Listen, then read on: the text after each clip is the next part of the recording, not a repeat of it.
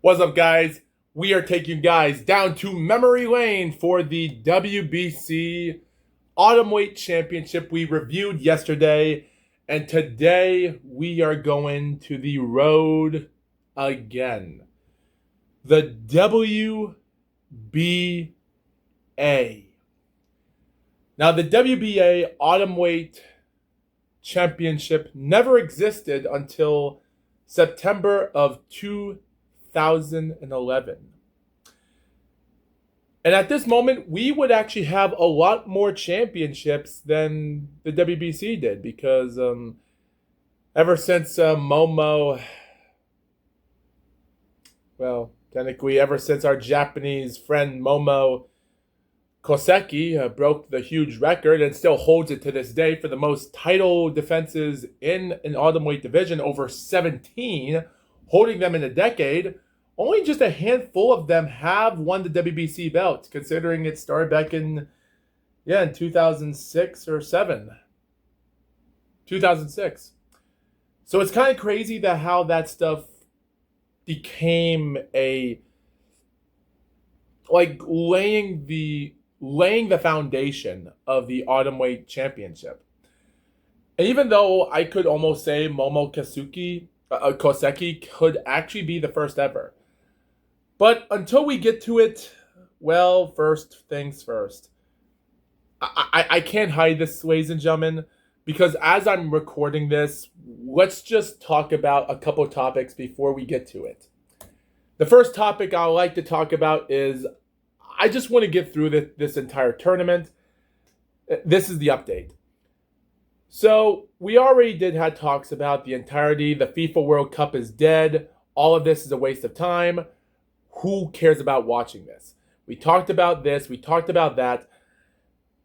But now it's coming to a huge dumb end because ever since the round of 16 is now here, and as of today, France and Morocco are at Foxborough Stadium getting ready for their match, which is starting at, well, it says 4 p.m. at UTC time, so which is around the middle of our section of where I am, but almost, but still not Eastern Standard Time where I am, but so they're starting it today, and the next tournament match is coming tomorrow on the 10th of July, where Spain and Belgium is going to take on against each other.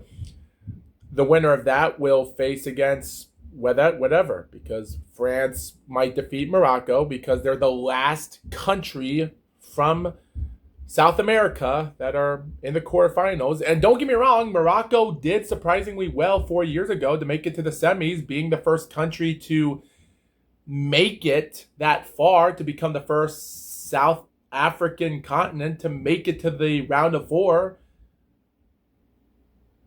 But they're taking on a country that's 3-0, and that's France. And their star player, Mbappe, is the star. Lionel Messi from Argentina are taken against Switzerland on the 11th, and Norway against England that same day and on the 11th.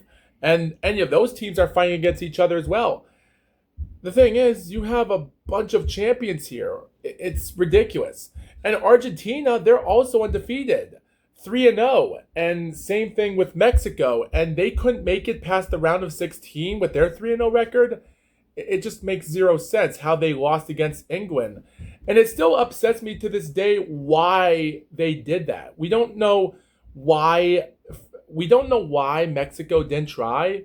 It's like England scored a couple goals during their 2 minutes off by the same player, and then they scored one back at 42, and then moments later in the second half, England comes back with a penalty kick, and Mexico does the same. But again, it was just so weird why you just couldn't get a huge comeback from that, and it just doesn't make sense why it had to be like that. It's just one of those moments in life which makes me wonder, why did we have to witness that level of incompetence? Why did the USA not try? The USA was losing a goal in the first 9 minutes. They score a goal to tie it 1-1. 2 minutes later, the same player that scored a goal at 9 minutes scored one in 33 minutes, just 2 minutes after Tillman scored a goal in America. And then the other teams in the second half go 57 minutes and 93 minutes to score 3 and 4. It just doesn't make sense. And Morocco dominates Canada, and that's what happens.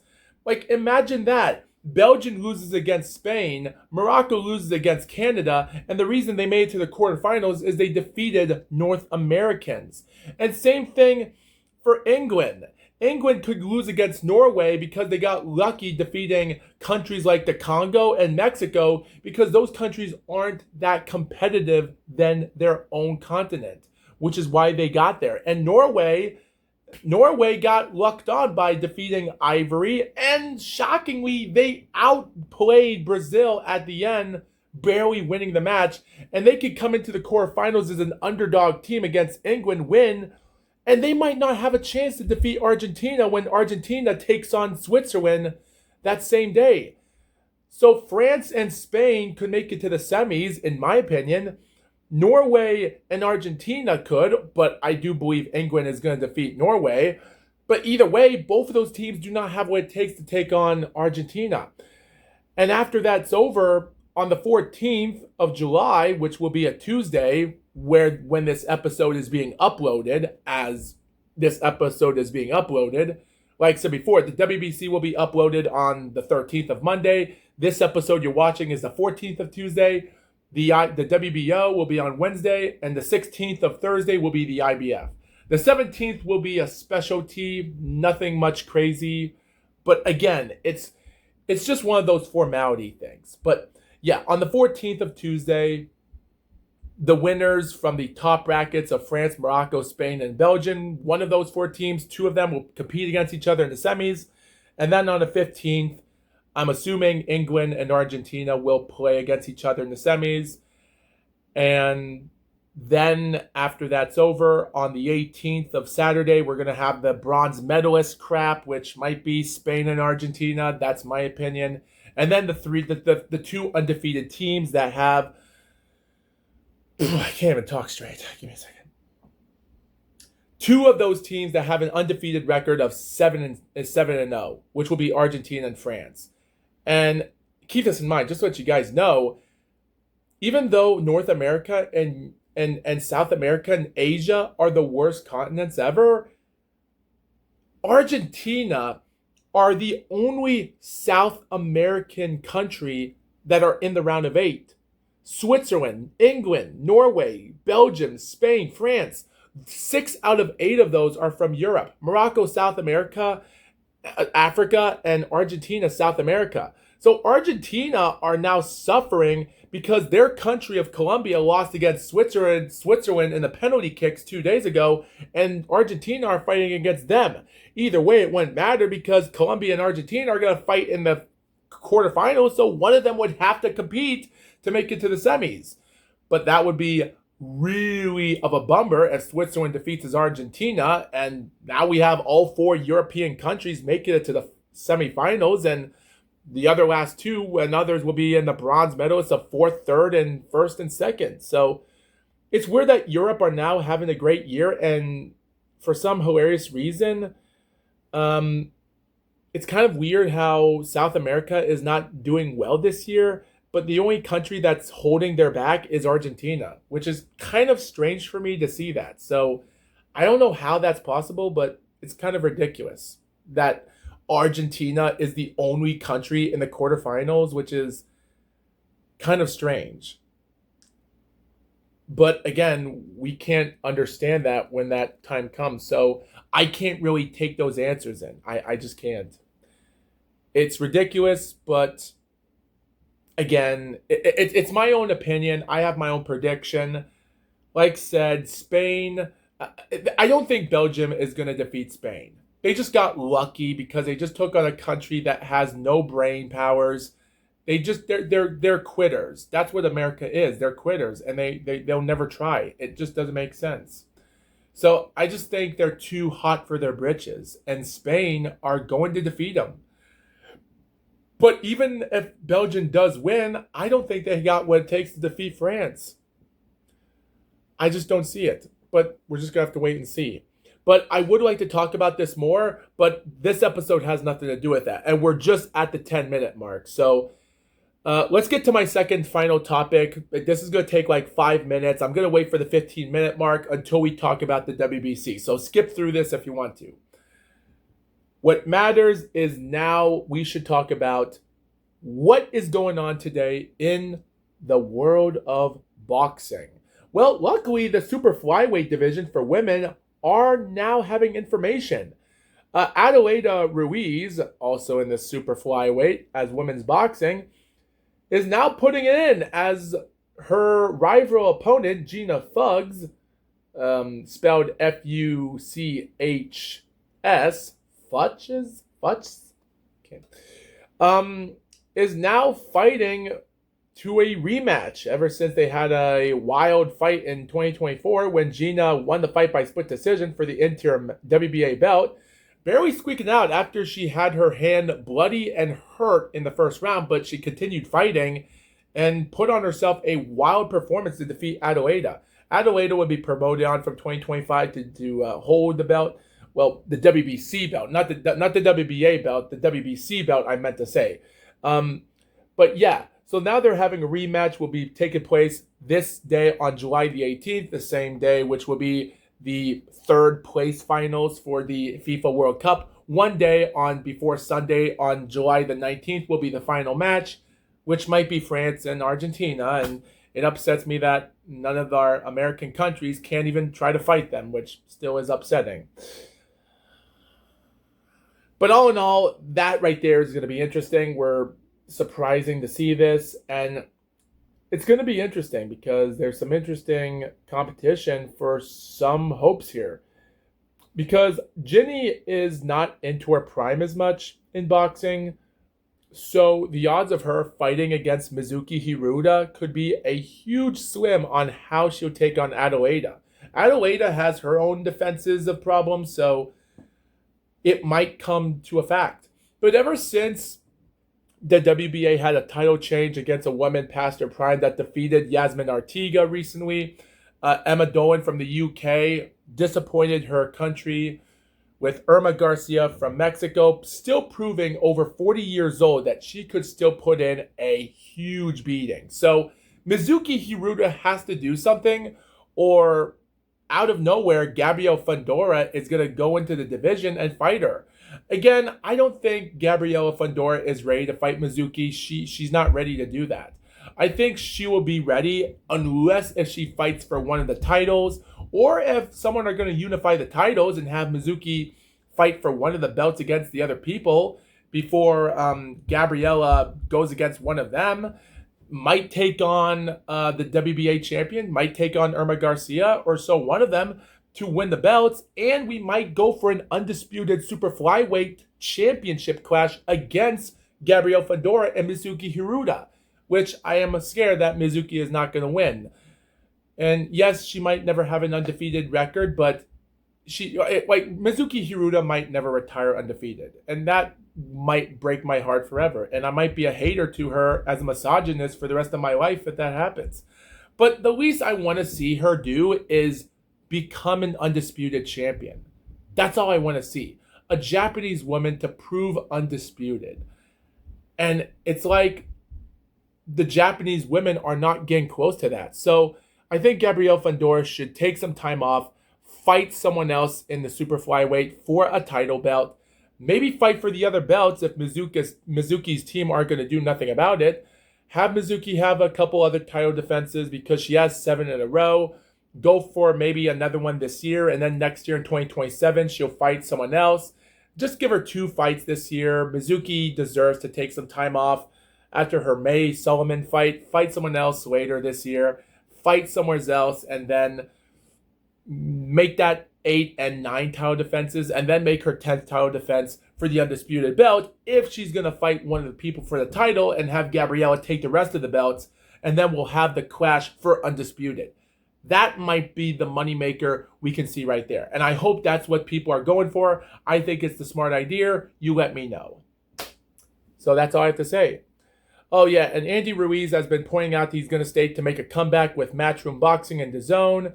We don't know about that. Chris Eubank Jr. is lining up for a fight in December in Lagos, Nigeria.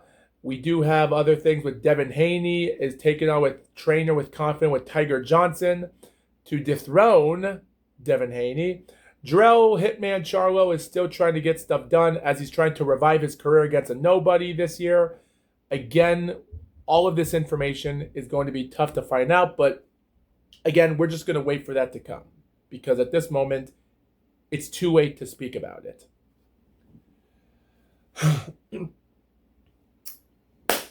All right, so with that being said, let's talk about the WBC WBA Atomweight Championship. I keep forgetting the WBC was already talked about. The WBA Atomweight Champion has 10 female boxers. 10 female boxers. Keep that in mind. Because in the Atomweight for female boxing, only 5 of them became champions. Srisuk, Momo Koseki, Fabiana Richer, Tina Ruperchet, Camila Zamorano. Those are the 5 that become champions. So that right there says a lot for women's boxing here. So now we're looking at this from a new perspective of champions. So,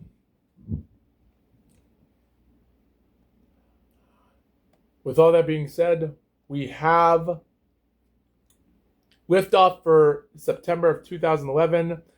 On September the 22nd, 2011, live in the Korakuen Hall, we had female boxer Mari Ando, a woman with short hair but a dangerous ability to go the distance even if she can't make it. And even though she only lost 1 fight by knockout out of her 10 pro defeats from 2008 to 2016, she was already suffering in her career, losing her first 2 matches in her debut in 2008. 2009, she was taking on debuts and nobodies, and then took on someone else that had a better record, and she still lost. Her 3rd fight comes in to win a few more fights by 2011. Again, the competition she was fighting with was not that good. She just didn't seem like a ranked fighter. While her competitor from Thailand named Amara Naktaku was a completely different stranger with 7 wins, 1 defeat, 1 draw, all of her defeats going by decision.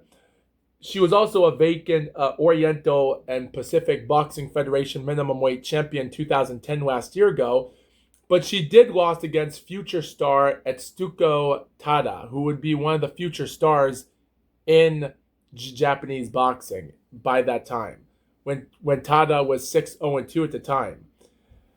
But again, that didn't really affect the woman's career, even though some of her wins were, well, mostly a couple of her wins were decent wins against a 5-0 fighter and a 5-7 fighter, not much. Etsuko Tada put on a dominant performance on her. So, but again, both of these girls' records were not on the cusp for being leveled fighters. But they got their title shot. And this was for the inaugural WBA Atomweight Championship belt. And considering this took place in Tokyo, and this was also the same night where Naoka Fujioka was taking on a Thailand fighter for her WBC World Minimum Weight Championship belt. And Etsuko was also fighting for glory that same night, and we also had Fujin Raika taking on a Canadian woman named Jelena Junovic that same night for the WBC Super Featherweight title eliminator.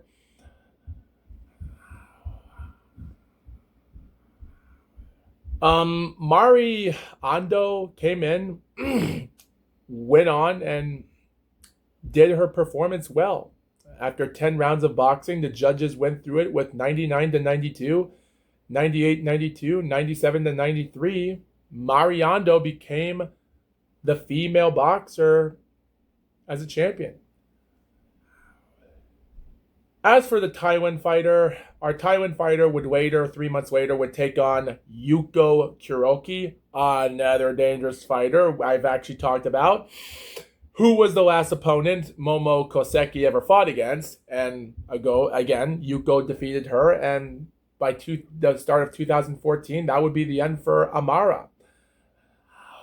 Marianne, unfortunately, would have a title defense in February against an 8-2 fighter named Maria del Refugio, who was from Mexico, and this fight was in Japan.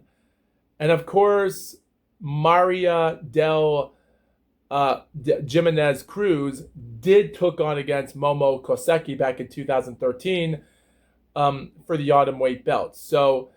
But of course, about a year before that, she had her title fight against Mari. Of course, this Mexican woman did have her pro defeats. She was losing fights around this time, and her career was coming to an end by 2013. And Mari came in there and demolished her in Osaka in the Bunka Hall with scores of 99-91, 98-92, and 190. So, of course, if you're saying that if this fight took place in Mexico, the outcome should have been different. And looking back at it, I would kind of agree with that. But it's not like all of this would have gone its way, because it's a really complicated mass of understanding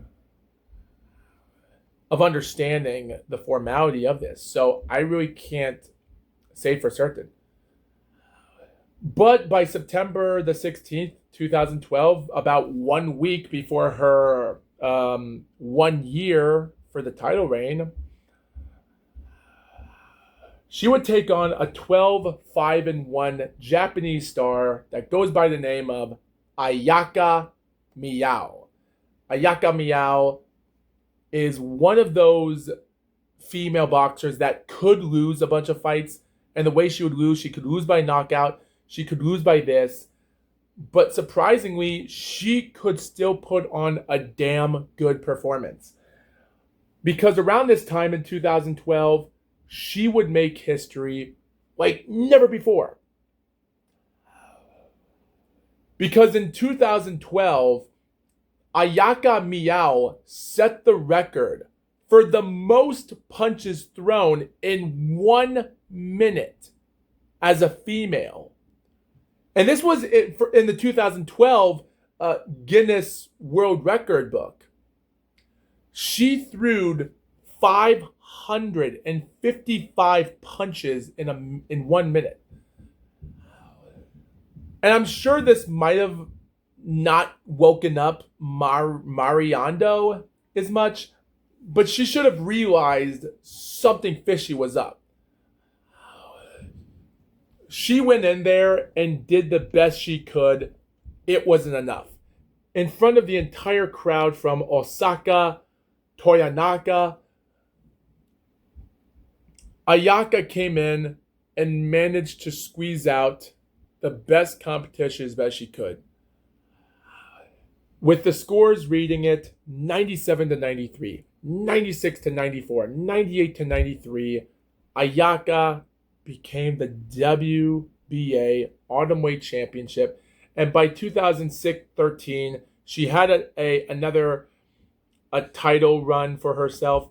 This time, she went on to defend the title 5 straight times until October the 22nd, 2015.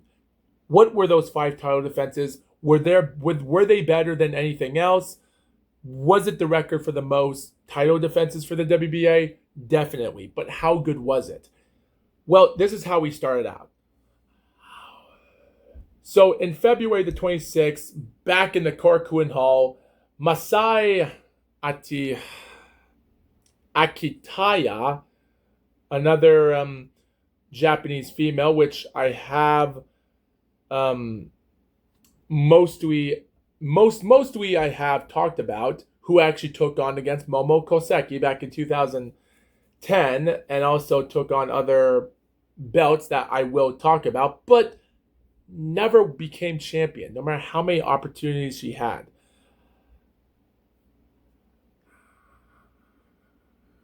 because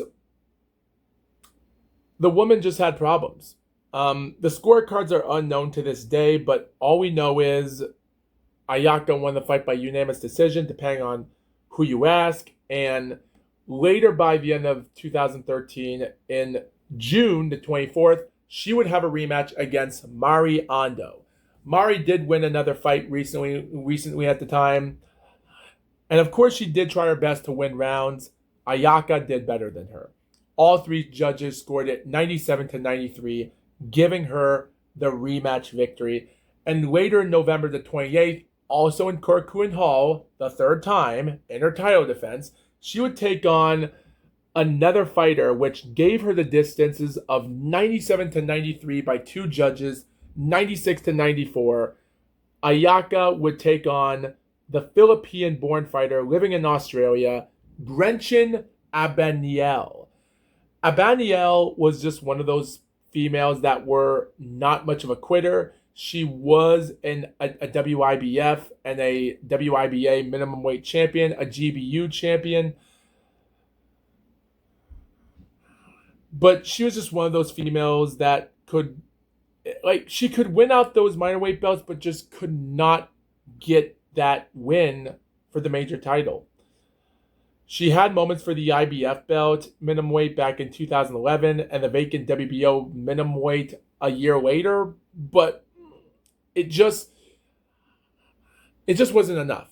This would be her third legit title fight, and Ayaka just went in and barely won that fight as well. It was a tough fight, don't get me wrong, and Gretchen did try her best to fight for the next 5 more years.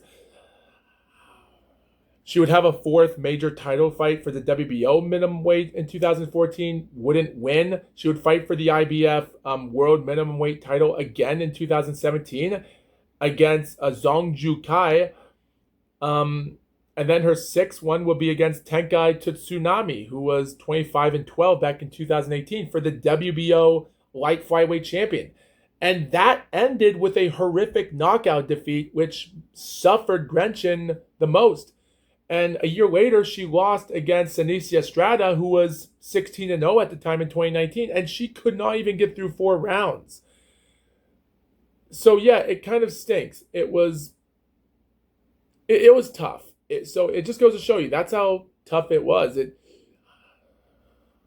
was just really tough to understand, and it is what it is. But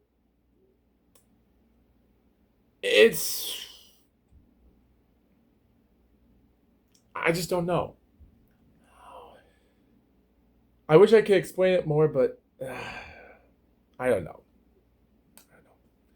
So anyway, what happened then was tough.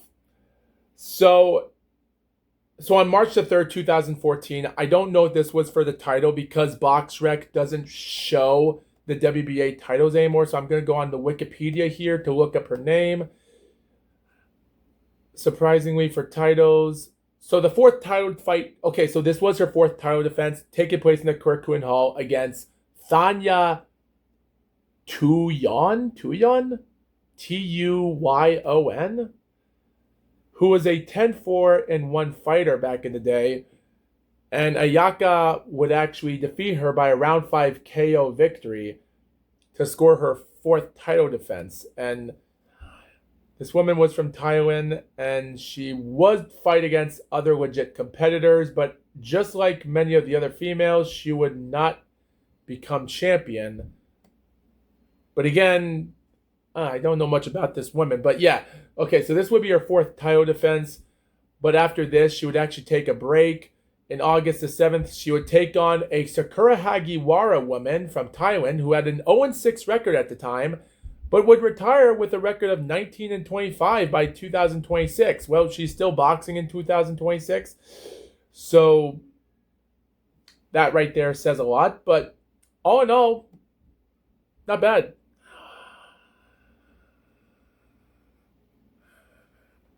And then her fifth title defense would be again against, this time in Nagano and Tokura Gym, would be against Satomi Nishimura, who had a decent record with only 1 or so pro loss in her career, with 7 wins and 1 loss in her time. who had an opportunity, but unfortunately, even if she was winning the fight, Ayaka did better than her. After the entirety, Ayaka decided to end the fight by a quick knockout victory with only 2 seconds left in the final round by KO. And even if Satomi was winning the fight, which she wasn't because the scores read it, two of them 88 to 84, the other 88 to 83, favoring a Ayaka. I don't know if she would have still won the fight, depending on if the scores were favoring her. All in all we know is Satomi would lose another fight against a debut fighter. No, not a debut fighter. Against someone else in 2016, also by a knockout defeat. All of her fights ended by losses at that time. One knockout win out of 9, but all in all, nothing could be said about that. So I have talked about Ayaka, and if people did remember the time when I talked about Momo Koseki, how she took on Ayaka back in October the 22nd, 2010 for her WBC belt.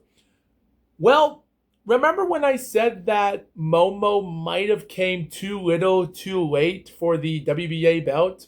Even she tried to make it undisputed because the WBA didn't become major soon enough.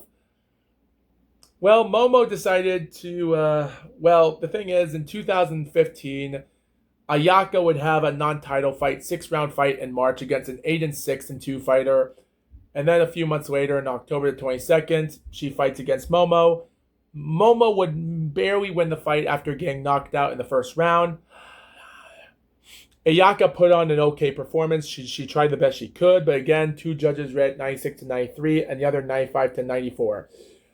I think I was trying to look up YouTube videos of the fight, but I'm gonna look it up right about now just in case, because I'm sure there was a fight that actually happened recently. Yeah, there's actually there. I think this is actually no. That's a 2020 fight.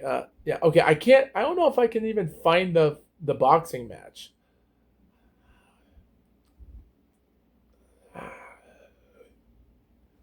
I'm still trying to find it. If I can only find it. It kind of upsets me. I can't even find it. I don't know where the boxing match is for Momo Koseki versus Ayaka Miyao. So if anyone can find footage, let me know because it would be interesting to find that. But the aftermath is Momo won the fight while Ayaka went on to just go up to weight class, win a fight. She lost against Nao Akiyama for, well, we'll talk about that next time. But would go on to fight other fights for minimum weight belts, twice for Etsuko Tada, and surprisingly, later on in futures until 2022. So this won't be the last time we'll talk about Ayaka. We're going to talk about her in every single episode from now on. But yeah, Momo Koseki would come on into the business. Unfortunately, it wouldn't be that much for her because Momo would decide to almost actually call it quits. Because in 2016, after having a non-title fight, scored a 4th-round knockout against Chi Higano, as we talked about, in the 4th round, retaining the unified champions. And then a year later, she took on Yuko Kyoki, and that's how those belts were vacant. So keep that in mind. And then, after that, in August the 13th, 2016, I guess that's how the belt came in vacant. Yunoka Furukawa came in like an underdog killer, with only one defeat and the draws in about the first years in her career. Well, she came in taken on against Satomi Nishimura for the WBA belt. Satomi got another opportunity to prove herself. What she proved herself that night in Saitama Soka City Cultural Hall is that this other female fighter was better than her, and it was crazy. Yunoka came in, obliterated her in 3 rounds. The referee stopped it with 1 second left in the third and final round to become the new WBA champion. And again, after that fight was over, Satomi never fought again. Yeah, Yunoka just came in and won the fight like it was a piece of cake. But what wasn't a piece of cake is that she had to defend it. She did took on Mika Iwakawa, a 6'4" fighter who would not win a lot of fights in her career, but shockingly get title fights. And I am surprised that Mika Iwakawa is still a boxer in her career, even though her last pro fights have been utter defeats. But she's still fighting for titles, which is kind of ridiculous, because this won't be the last time we'll talk about Mika. But she actually did come close from becoming a champion here. The fight ended in a majority decision with 95 even, 96-94, 97-93, and Yunoka won the fight. Unfortunately, this would almost become an end because in 2017, she would decide to vacate the belt to go up to the flyweight to fight against other boxers, which she did not really succeed that well because she retired in 2017 and never came back until 2022 with a defeat and 2 more wins by 2023. So whatever happened around that time, it didn't seem well. So in March the 9th, 2018, a Colombian woman named Maria Milano came into boxing and fought in December the 10th, 2016. She took on a woman named Rocio Gasper in Peru for the interim belt. She won the fight by split decision. She had a nobody fight in 2017. She retired, came back in 2019, still the interim champion. Only in 2018, she would be promoted as champion on March the 9th because of the title. But for some reason, she never fought again for another several months until February when she took on a debut fighter. And then she took on an 0-6 fighter in May. And that was it. She never defended the title, and the belt was vacated off of her. And it was kind of weird. She was a champion, and then she was stripped of the belt in 2018. And then went up to fight in the minimum weight against Annabelle Ortiz, and that didn't do her good.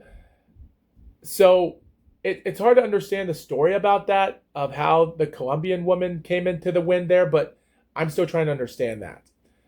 All we know is in 2018, on August the 31st, a Mexican fighter named Montserrat Alarcon came into boxing and came in with a fierce look in her eye. She came in and fought with the dignity. After her WBO flyweight defeat back in 2018, and February was tough, she took on Mayela Perez, a 19-21-4 journeyman fighter, won the 10-round fight by 98-92 by 2 scores, 97-93. What she did next was crazy. She had 4 title defenses until 2023. Her 3 title defenses came on with Nora Cardoza, which I have talked about her before, who did have other fights in her career, but nothing much to say about that yet. And then she took on Ayaka Miyao in September of 2019 in the Korakuen Hall. And surprisingly, Japan gave the Mexican fighter Rhea the benefit of the doubt by split decision. Even though one judge gave it 96-94 for Ayaka, one of them gave it the same this time for the Mexican woman.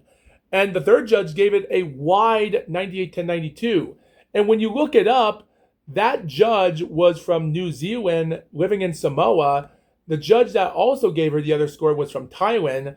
And the other Japanese judge that gave it for Ayaka was from South Korea. So all in all, nothing cheaty there. They are part of the Asians. So yeah, they gave the Mexican woman the benefit of the doubt. And she went to Ayaka's country of Japan in the Korakuen Hall, which is Surprising. However, her 3 fights in 2020, 2 fights in 2020 in October and December, and one 2021 in August were non-title fights for 8 rounds. So she took time off until she went into Mexico, took on Sylvia Torres Ramirez, a 22-2 fighter. Had one judge giving her a 95 even, the other 99 to 91, the other 98 to 92, gets another title win. Her fourth and final title defense would be against Brenda Martinez. And the scores were still wide. 98-92, 97-93, 192. And that fight took place in September of 2022. So all in all, I couldn't really say for certain about that. But then on August the 5th, 2023, she lost in Hyuga, Kobe, Japan against Yuko Kuroki. Surprisingly enough. And that fight was close enough. Two of the judges had it 96 to 94, one of it even at 95. We're going to talk about Yuko because Yuko also had another title that night. Made her a unified champion. That win she did against the Mexican was tough enough. But unfortunately, several months later, on January the 12th, she lost against Eri Matsuda for the WBA and the WBO. Another unified championship bout for another Japanese fighter. The scores were close. Two of them had 96 to 94, one for each. The other one gave it 97 to 93 for Eri for split decision.